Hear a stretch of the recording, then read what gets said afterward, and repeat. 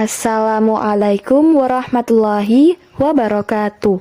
Halo teman-teman semua, selamat datang pada pembelajaran bersama KR. Nah, teman-teman pasti baru kenal KR ya. Kali ini kita akan belajar mengenai refleksi dan translasi. Tidak usah lama-lama, yuk kita bahas. Submateri yang akan kita bahas yakni yang pertama, apa yang dimaksud dengan refleksi dan translasi?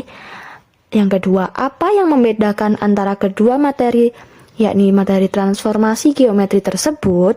Bagaimana cara menentukan koordinat hasil refleksi titik atau bangun oleh beberapa jenis sumbu cermin? Dan bagaimana cara menentukan koordinat hasil translasi suatu bangun datar menggunakan gambar atau rumus? Teman-teman sudah tahu belum apa sih transformasi geometri itu? Transformasi geometri ialah transformasi yang mempelajari proses perubahan suatu bidang geometri yang meliputi posisi, besar, dan bentuknya. Transformasi geometri sendiri dibagi menjadi 4, yakni refleksi, translasi, dilatasi, dan rotasi. Namun, pada pembelajaran kali ini, kita hanya membahas 2 bab saja, yakni refleksi atau pencerminan dan translasi atau perpindahan. Refleksi adalah transformasi yang memindahkan setiap titik pada suatu bidang atau bangun geometri dengan menggunakan sifat benda dan bayangannya pada cermin datar. Sifat bayangan bendanya, yang pertama, bayangan suatu bangun yang dicerminkan memiliki bentuk dan ukuran yang sama dengan bangun aslinya. Yang kedua, jarak bayangan ke cermin sama dengan jarak benda aslinya ke cermin. Dan yang terakhir, bayangan bangun pada cermin saling berhadapan dengan bangun aslinya.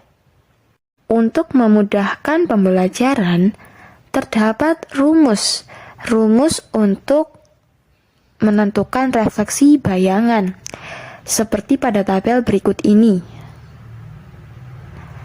Apabila suatu titik dengan koordinat X, Y direfleksikan terhadap sumbu min X, maka titik koordinat bayangan akan berubah menjadi X, min Y.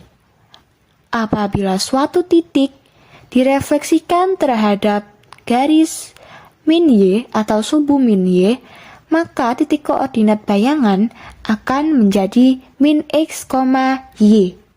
Bila suatu titik koordinat direfleksikan melalui titik asal, yakni titik 0,0, maka titik koordinat bayangan akan berubah menjadi minus X, min Y. Apabila titik koordinat direfleksikan dengan garis Y sama dengan X, maka titik koordinat bayangan akan menjadi Y, X. Apabila titik koordinat direfleksikan terhadap garis Y sama dengan minus X, maka titik koordinat bayangan akan menjadi min Y, min X.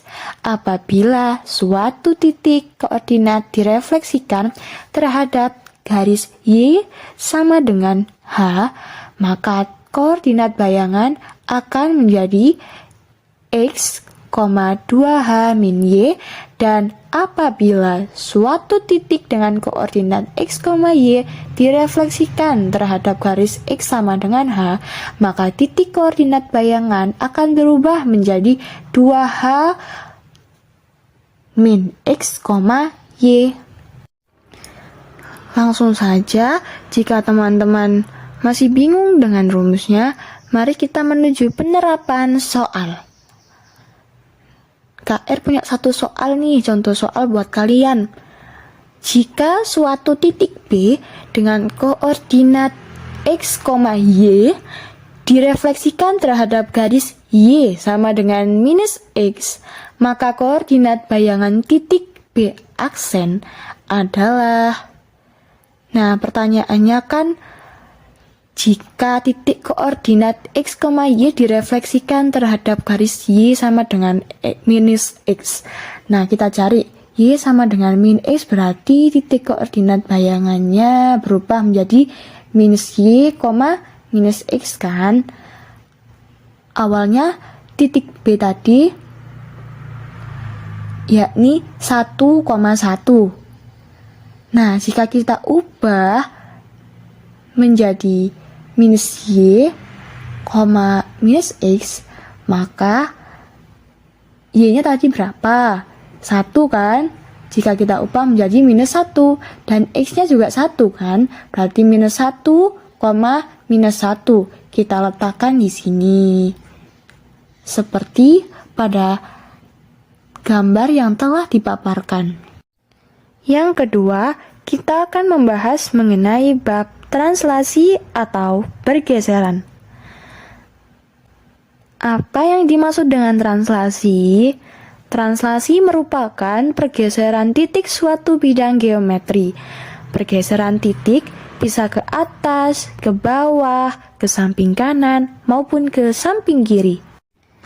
Berikut adalah rumus yang akan kita gunakan. Nah, misalnya saja kita memiliki titik P. Titik P ini berkoordinat x, y. Jika ditranslasikan menjadi P aksen, maka x plus A dan y plus B. Nah, di sini kita punya A dan B. Apa sih maksudnya huruf-huruf ini? A ini adalah pergeseran untuk sumbu X. Jika positif, maka bergeser ke kanan. Dan jika negatif, maka bergeser ke kiri. Dan B adalah pergeseran untuk sumbu Y. Jika positif, maka bergeser ke atas. Dan jika negatif, sebaliknya bergeser ke bawah. Nah, sekarang saatnya kita ke pembahasan soal. Tentukan koordinat bayangan dari segitiga berikut setelah ditranslasi sebesar 4 satuan ke kanan dan 3 satuan ke bawah. Kita gunakan rumus tadi. Apabila titik koordinat x, y ditranslasikan dengan A dan B, maka P aksen akan menjadi x plus A, y plus B. Nah, mari kita telusuri jawabannya. Titik A semula berkoordinat x, y yakni min 3,1. Kemudian ditranslasikan dengan 4 satuan ke kanan dan 3 satuan ke bawah. Ingat, jika pergeserannya ke kanan dan ke kiri, maka satuan tersebut merupakan A.